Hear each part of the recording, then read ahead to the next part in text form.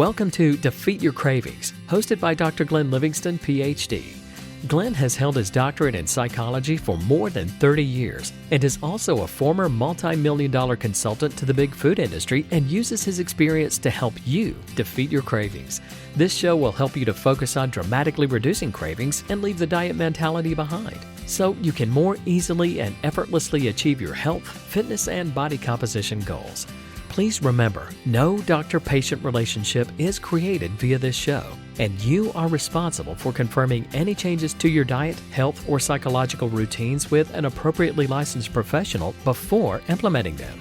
Now, before we get started, if you haven't yet downloaded the free smartphone app to access dozens of these recordings all in one place, as well as to avail yourself of a confidential community for support, motivation, and assistance, please visit the podcast link on defeatyourcravings.com as soon as possible. And now, here's your host, Dr. Glenn Livingston. It's the very good Dr. Glenn Livingston with defeatyourcravings.com, and I am here with Howie Jacobson of AskHowie.com. Howie, I've got a quick thing to talk to you about. By the way, neither of us are medical doctors. We're the PhD type. Yeah. But I've got a quick thing to talk to you about today. Okay. It's something you probably already know, and which people intuitively know, but we never really articulate it, which is that it's easier to stay on track than to get on track, or to get back on track. It's much easier to stay on track than to get back on track. And I've been using this with clients lately, and it's really resonating with them. And there are a couple of reasons for it. But basically, when you're on track, you can leverage the identity of someone who doesn't break their rules, of someone who's consistently and persistently pursuing their healthy goals, of someone who's the master of their own impulses and the captain of their fate. When you break your plan even a little bit, when you bend the rules, you break the plan even a little bit, you're ceding that advantage to your inner food monster or pig, right? Mm-hmm. You're saying the rules don't really mean what you think they do. They're not really sacrosanct. Yes, I was of sound mind and body when I figured out what to write down and what my particular food bullseye might be. But, you know, Mr. Pig, if you work hard enough, you can probably get me to break them.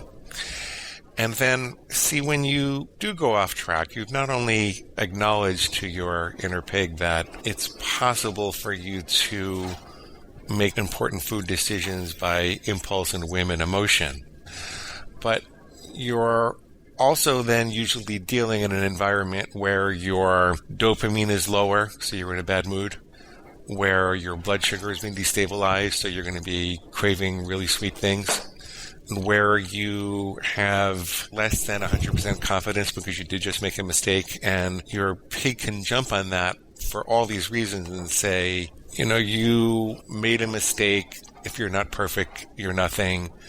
You're pathetic. You're never going to be able to do this. So let's just go ahead and binge some more. Let's go break the rules some more. Yum, yum, yum, yum, yum, yum, yum. And you have far less to defend yourself with. And this is the reason that when you hear that little voice in your head that says, oh, it's just going to be a little bit, that it's almost never just a little bit. And this is why people can often slide down a lot farther than they anticipated sliding and feel devastatingly surprised at how much damage that couple of bites off of their plan really did them.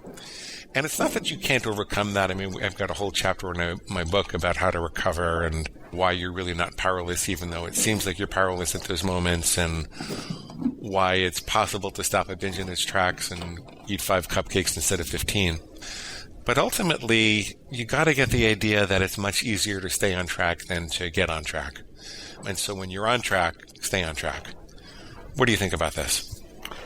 Yeah, it makes perfect sense. It's almost like, you know, the food monster wants to tell you that a little bit isn't going to hurt.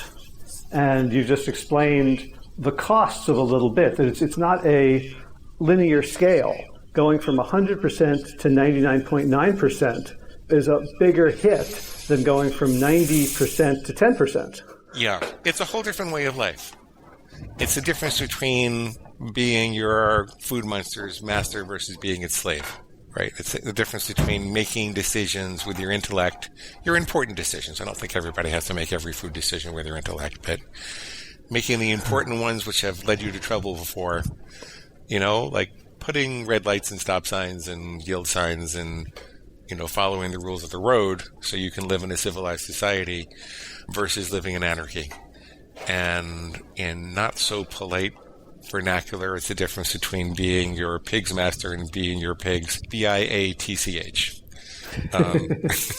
So it is. And that's why there's such a corresponding drop in confidence and hopefulness when people make a mistake. Usually, if you could gain 1 real pound with a serious binge, that would be a lot. And usually if you get back on track and you stay back on track for, a couple of weeks, that's going to be gone and then some. But the reason that it gets to be a lot worse than that is for all the above consequences of that one step off track. Yeah, and one thing I think we've talked about or alluded to is what's the real question, right? Is the real question, do I want this piece of chocolate or not? Or is the real question, where does that lead? Right? If you okay, the 1 leads to now my blood sugar is destabilized, my pig is emboldened. This leads to me going completely off track for 2 weeks.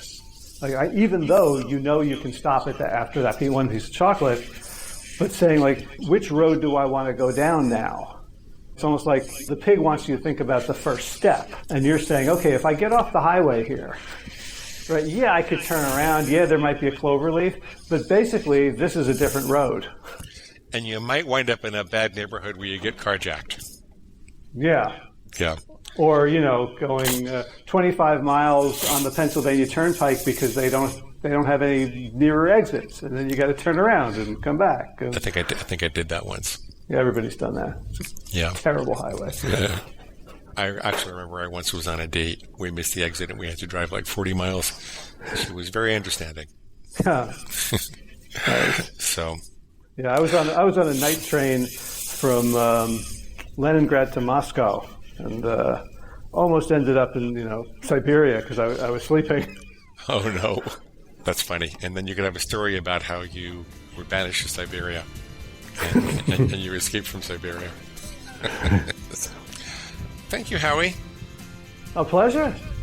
And that brings us to the end of today's broadcast of Defeat Your Cravings, hosted by Dr. Glenn Livingston. Now, if you'd like to find out more about the products and services Dr. Glenn offers to help you dramatically reduce your cravings and stop overeating in 90 days or less, please visit defeatyourcravingscoaching.com. That's defeatyourcravingscoaching.com. Thanks.